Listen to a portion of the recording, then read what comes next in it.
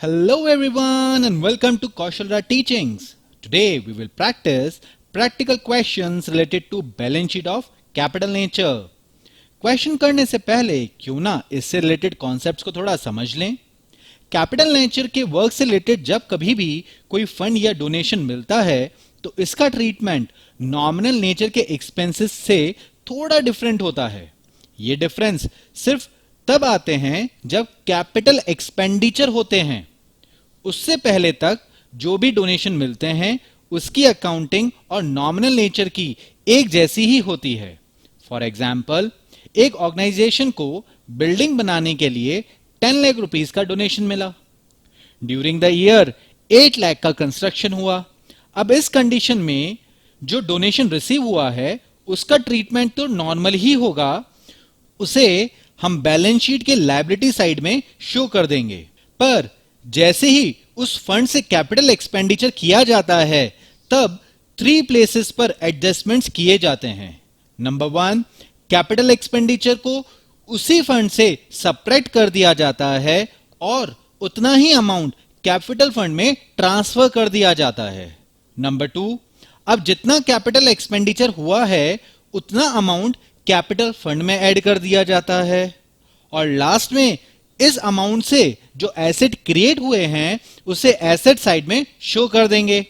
अगर वो asset complete नहीं हुई है तो उसके हेड के आगे ब्रैकेट में टर्म इन प्रोग्रेस मेंशन कर देंगे. सो कैपिटल एक्सपेंडिचर करते टाइम हमें ये 3 स्टेप्स याद रखने होंगे. आइए अब ये टॉपिक प्रैक्टिकल क्वेश्चन करके समझते हैं. Now we will solve illustration number 7a. The question is, how will you deal with the following items while preparing for the Bombay Women Cricket Club, its income and expenditure account for the year ending 31st March 2020 and balance sheet as a 31st March 2020. That means हमें income and expenditure account and balance sheet दोनों को बनाने के लिए कहा गया है.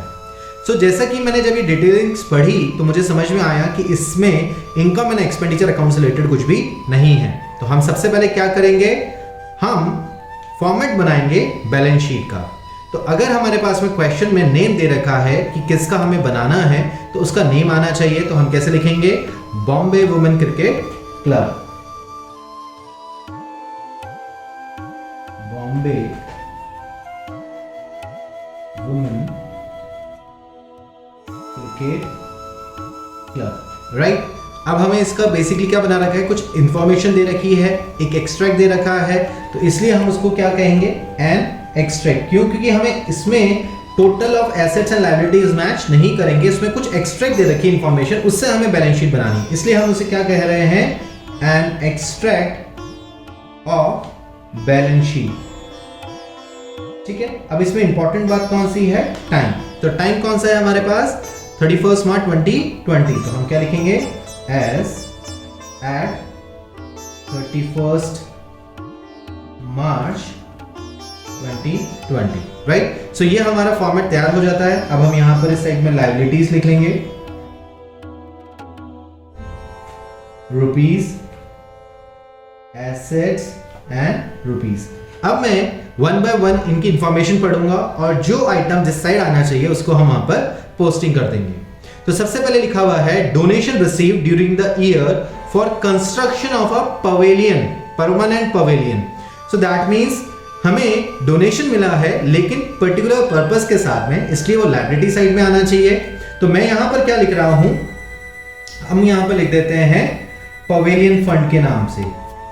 ठीक है, पवेलियन फंड. और इसमें मुझे क्या मिला है, डोनेशन रिसीव हुआ है कितने का, 12,25,000. ठीक है. अब एक चीज आप समझ के मुझे बताइए कि मुझे ये डोनेशन रिसीव जो हुआ है ये अंदर की साइड लिखना चाहिए कि बाहर की साइड. तो जैसा कि मैं हमेशा आपको बताया है कि बाहर हमेशा नेट वैल्यू आनी चाहिए, यानी पवेलियन फंड की नेट वैल्यू. अब डोनेशन रिसीव हुआ है, कुछ एक्सपेंडिचर भी होगा, तो दैट मींस में एडजस्टमेंट्स बाकी है ना, इसलिए हम यहां पर क्या करेंगे, अंदर की साइड में लिखेंगे. तो पूरे साल में आपको कितने का डोनेशन रिसीव हुआ है, 12,25,000 का. फिर इसके बाद में लिखा है expenditure incurred up to 31st March 2020 on its construction 10,80,000. So that means pavilion बनाना है. पवेलियन क्या होता है कि बेसिकली जहां पर स्पोर्ट्स प्लेयर्स बैठते हैं, जैसे आपने क्रिकेट देखा होगा तो वो जहां पे बैठ के देखते हैं बाकी प्लेयर जिनका टर्न नहीं आया है, वो पवेलियन कहा जाता है, राइट. अब वहां पर पवेलियन एक फिक्स एसेट है, कैपिटल नेचर का है. तो जैसा कि हमने पढ़ा कि कैपिटल नेचर में 3 एडजस्टमेंट होते हैं. तो सबसे पहला नेचर क्या होगा, हम क्या करेंगे, एक्सपेंडिचर हुआ है तो जो फंड है उसमें से हम माइनस करेंगे. तो हम यहाँ सबसे पहले क्या करेंगे, लेस करेंगे पवेलियन फंड से. सो हम यहाँ पे क्या लिखेंगे, expenditure incurred. Okay, expenditure incurred. और किस चीज में आपने इंकर्ड करा है, for construction of, for the construction of pavilion. ठीक है.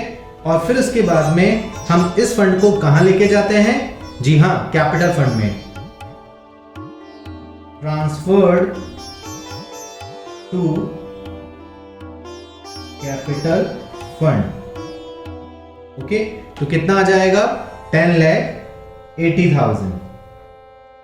सेकेंड स्टेप क्या था कि यहां से तो हमने माइनस कर दिया, तो हमने ये ब्रैकेट में लिख दिया और इसको हम कहां ले जाते हैं, कैपिटल फंड में. अब कैपिटल फंड की तो कोई इंफॉर्मेशन दे नहीं रखी है, तो मैं एक काम करता हूं, कैपिटल फंड लिख के ब्लैंक छोड़ देता हूं. कोई आएगी तो लिख दूंगा, नहीं तो उसके नीचे मैं लिख दूंगा, क्या लिख दूंगा, ट्रांसफर्ड फ्रॉम पवेलियन फंड.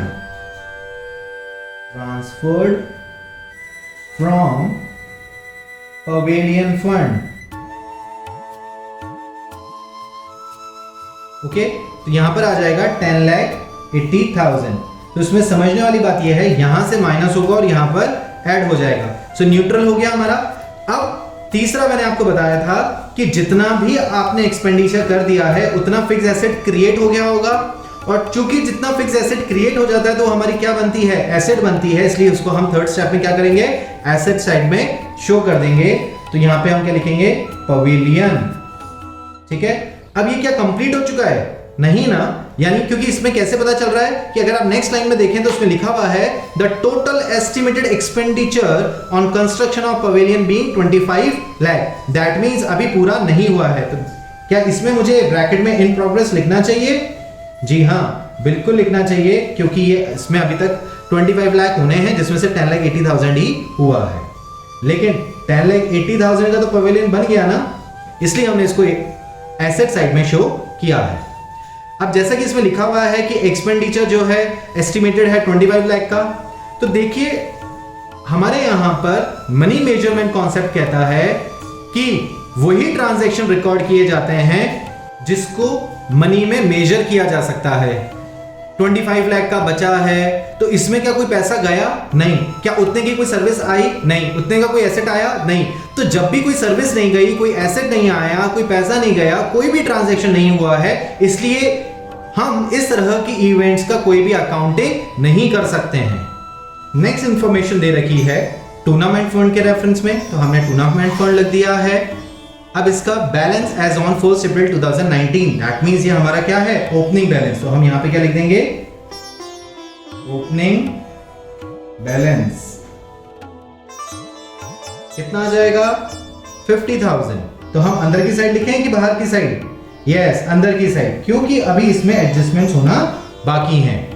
फिर लिखा है subscription for tournament receive during the year 2,10,000. So subscription सुनते ही हम सबसे पहले इनकम और एक्सपेंडिचर में इनकम साइड में लिख देते हैं. लेकिन यहां सोचने और समझने वाली बात यह है कि ये सब्सक्रिप्शन फॉर टूर्नामेंट है. दैट मींस जो इनकम हो रही है, जो फंड रिसीव हो रहा है, वो पर्टिकुलर रीजन के साथ में है, राइट. तो मैंने आपको जैसे बताया था सब्सक्रिप्शन चंदा ही होता है, लेकिन अब ये चूंकि पर्टिकुलर रीजन के साथ में है इसलिए इसका कौन सा नेचर बन गया, कैपिटल रिसिप्ट. और कैपिटल रिसिप्ट भूल के भी कभी इनकम और एक्सपेंडिचर साइड में नहीं आती है. तो दैट मींस हमें कहां ऐड कर देना चाहिए, टूर्नामेंट फंड में. यहां पर हम क्या लिखेंगे, ऐड सब्सक्रिप्शन रिसीव्ड. कितना आ जाएगा, 2,10,000. फिर उसके बाद में लिखा है expenditure incurred during the year on the conducting tournament. अब मैं आपसे पूछना चाहता हूं कि जो टूर्नामेंट हमने कंडक्ट करा, क्या इससे एक भी एसेट डेवलप होगी? क्या उस टूर्नामेंट से कुर्सी भी हमारे पास में आएगी? क्या उससे ऑर्गेनाइजेशन को एक भी एसेट डेवलप होगी? नहीं ना। सो दैट मीन्स ये जो टूर्नामेंट है ये नॉमिनल नेचर का है, और नॉमिनल नेचर में हमें सिर्फ और सिर्फ टूर्नामेंट फंड में से जितना भी एक्सपेंडिचर हुआ है उसको क्या करेंगे, सबट्रैक्ट कर देंगे। सो हम यहां पे क्या करेंगे, लेस एक्सपेंडिचर इंकर्ड, कितना आ जाएगा, 2 लाख। इसके बाद में हमें इंफॉर्मेशन दे रखी है life membership fee receive during the year. तो जैसे हमने डिस्कस करा था, लाइफ मेंबरशिप फी को दो तरह से ट्रीट किया जा सकता है। या तो हम उसको सेपरेटली ही शो कर सकते हैं या फिर कैपिटल फंड में ऐड कर सकते हैं। इस टाइम पे मैं अभी कैपिटल फंड में इसको ऐड कर देता हूं। तो यहां पर हम ऐड कर देंगे लाइफ मेंबरशिप फी, कितने का हो जाएगा, 28,000 का, राइट। सो ये हमारा सारा कंप्लीट हो चुका है। अब इसका हम करेंगे टोटल। तो आप देख सकते हैं 10,80,000 को 28,000 हम प्लस करेंगे तो आ जाएगा 11,08,000। इसके बाद हम बात करेंगे पवेलियन फंड के रेफरेंस में। अब पवेलियन फंड का कोई ओपनिंग बैलेंस दे रखा है? जी नहीं। तो क्या करें हम, कुछ भी नहीं, डैश छोड़ देते हैं। फिर डोनेशन रिसीव्ड हुआ, एक्सपेंडिचर हुआ।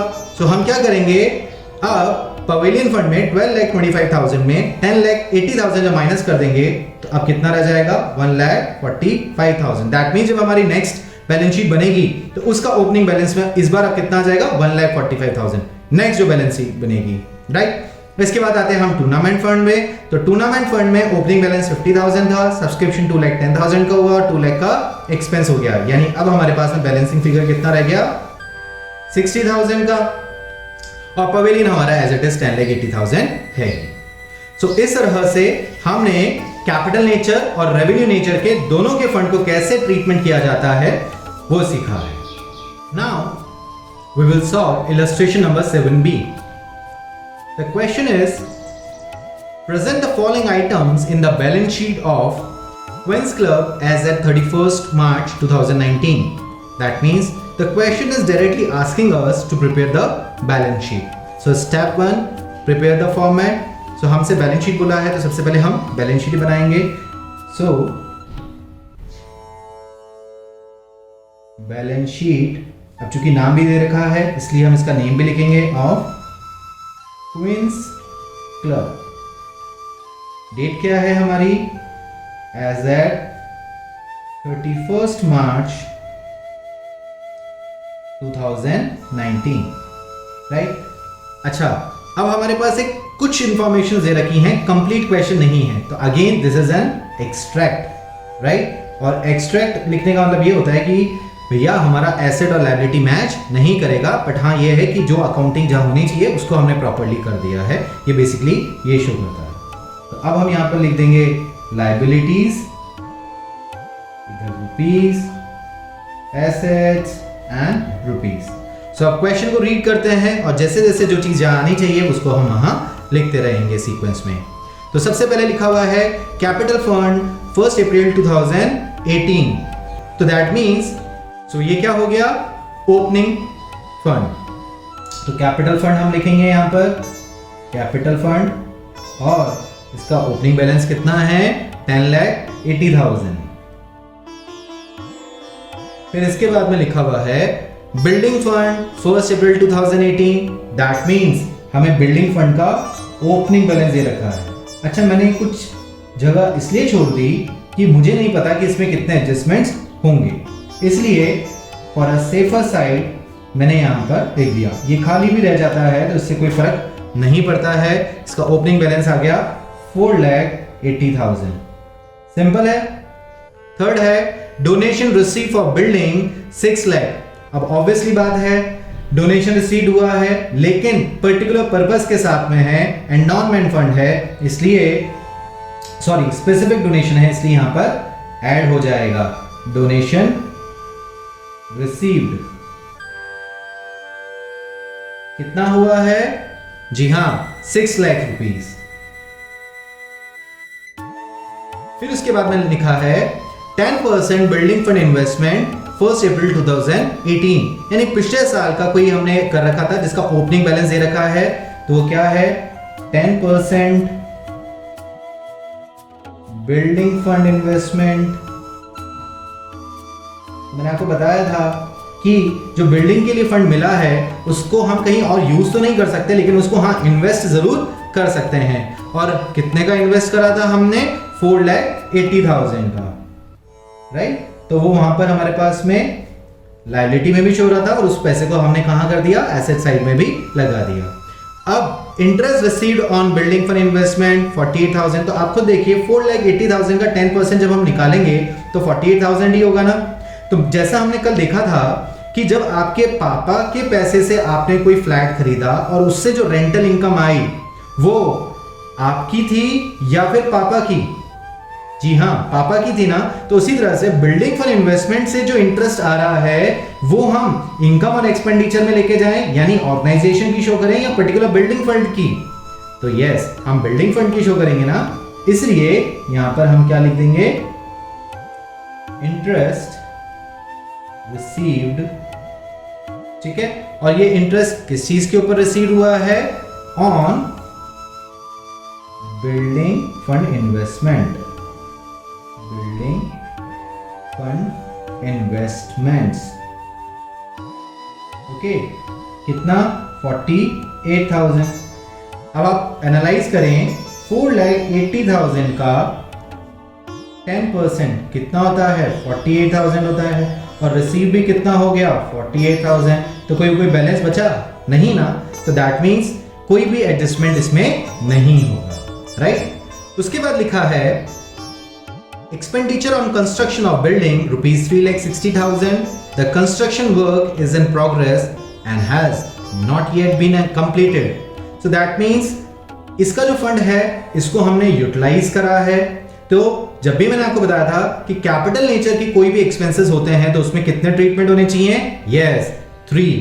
तो वो पहला स्टेप क्या है? सबसे पहले हम माइनस करेंगे यहां से, तो क्या लिखेंगे हम? Expenditure on construction, right? Expenditure on construction, right? अब इसी में कुछ मिसिंग था ना, क्या? जी हां, ये जो कंस्ट्रक्शन का पैसा है इसको कैपिटल फंड में ट्रांसफर करा जाता है। तो हम कैसे लिखेंगे? तो ट्रांसफर्ड, तो क्या लिखेंगे? Transfer to capital fund, capital fund.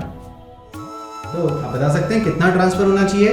जी हाँ, 3,60,000 का आपने एक्सपेंस करा है तो इतने का ही हम ट्रांसफर करेंगे। और जब हम ट्रांसफर करेंगे तो एक कैपिटल फंड में जाके क्या हो जाएगा? ऐड हो जाएगा। तो यहां पे क्या आना चाहिए? ट्रांसफर्ड फ्रॉम, कहां से आया है ये पैसा? ट्रांसफर्ड फ्रॉम, जी हां, बिल्डिंग फंड से आया है। क्या ये कंप्लीट हो गया? 3,60,000 हो गया कंप्लीट? जी नहीं, थर्ड स्टेप बाकी है ना। और वो थर्ड स्टेप है कि ये पैसा 3,60,000 का मैंने कंस्ट्रक्शन करा बिल्डिंग का, तो उतने की बिल्डिंग बन भी तो गई होगी। तो जितने की बिल्डिंग बन गई है उतनी एसेट में मुझे शो करनी चाहिए कि नहीं करनी चाहिए? बिल्कुल करनी चाहिए बिल्डिंग। अच्छा, क्या बिल्डिंग कंप्लीट हो चुकी है? नहीं ना, उन्होंने साफ साफ कहा है कि प्रोग्रेस में है, तो इसे हम क्या लिखेंगे? In progress. अच्छा, आप बता सकते हैं कि बिल्डिंग बनी कितनी होगी? तो ऑब्वियसली बात है, जितना खर्चा किया है उतनी बिल्डिंग बनी होगी, 3,60,000, राइट? तो इस तरह से सारी चीजें कंप्लीट हो गई। अब हम क्या करेंगे? इसका टोटलिंग करेंगे। आप कैपिटल फंड अगर आप देखेंगे तो इसका कैपिटल फंड का टोटल आएगा 14,40,000। बिल्डिंग फंड का टोटल करेंगे 4,80,000 प्लस 6,00,000 प्लस 40,000 माइनस 3,60,000। तो इसका टोटल आएगा 7,68,000, 7,68,000, राइट? और चूंकि ये एक्सट्रैक्ट है इसलिए एसेट्स और लायबिलिटीज मैच नहीं करेंगे। सो ये था हमारा बैलेंस शीट के ऊपर practical question related to capital nature. Next video में हम बात करेंगे सब्सक्रिप्शन अकाउंट की, जिसको करने में अच्छे के पसीने छूट जाते हैं। लेकिन मैं आपसे वादा करता हूं कि हम इतना इजी और एंटरटेनिंग वे में पढ़ेंगे कि सब्सक्रिप्शन अकाउंट आपके लिए one of the easy topic बनके रह जाएगा। अगर फिर भी आपको इन टॉपिक्स में कोई भी प्रॉब्लम आती है तो आप हमें कमेंट सेक्शन में लिख के बता सकते हैं, या फिर दिए गए व्हाट्सएप नंबर पर आप डायरेक्ट मैसेज भी कर सकते हैं। I will try my best कि आपके सभी सवालों का जवाब मैं जल्द से जल्द दे सकूं। Till then keep smiling, happy learning, bye bye.